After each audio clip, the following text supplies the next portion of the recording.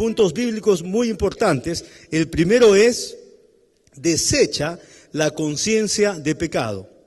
Desecha la conciencia de pecado. Si yo les preguntara hoy a ustedes, y yo les preguntaría, ¿eres justo? No sé qué responderían. Muchos cristianos, cuando tienen esa pregunta directa y le dicen, ¿eres justo? Entonces ellos comienzan a pensar y dicen, ¿y yo soy justo? Y dicen, no soy justo. ¿Por qué? Porque están pensando en su pasado y están pensando de pronto en ser humildes. Y entonces dicen, ¿para qué digo que soy justo? Porque eso es ser arrogante, entonces mejor soy humilde y digo que no soy. Entonces tienen miedo que a Dios no le guste que ellos puedan decir que son justos. Por otro lado, tampoco se sienten justos. Entonces, están hablando de la forma como se sienten. Están hablando de la forma como se ven. Y muchos creyentes, como no se ven justos, no se sienten justos, entonces no creen que son justos. Pero están ignorando lo que dice la palabra de Dios respecto a nuestra justicia. Este tipo entonces de conciencia de pecado ha causado muchísimo daño en el cuerpo de Cristo. Ha frenado el desarrollo espiritual de muchos creyentes. Y hoy en día hay miles de creyentes alrededor del mundo que siguen siendo frenados en su crecimiento espiritual porque hay una conciencia de pecado. ¿A qué me refiero? Que se ha enseñado y se sigue enseñando en las iglesias mucho en cuanto a pecado.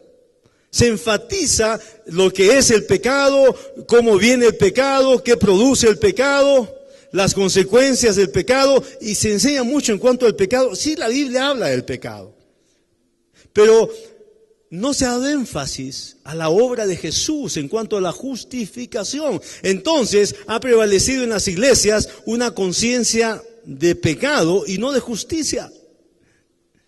La Biblia dice en Juan 3:17, porque no envió Dios a su Hijo al mundo para condenar al mundo. Porque cuando hablamos de pecado, estamos hablando de condenación.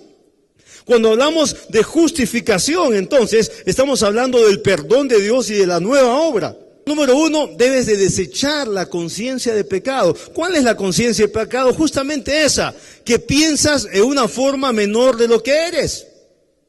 La Biblia dice que has sido acepto en el amado, dice Efesios capítulo 1. Dios te ha amado tanto que te ha aceptado a ti, te ha adoptado su propio hijo. Eres un hijo legítimo de Dios el Padre. Él te ha dado su nombre, te ha dado su autoridad, te ha dado su poder, te ha dado su amor. ¿Qué más quieres? Te ha dado todo.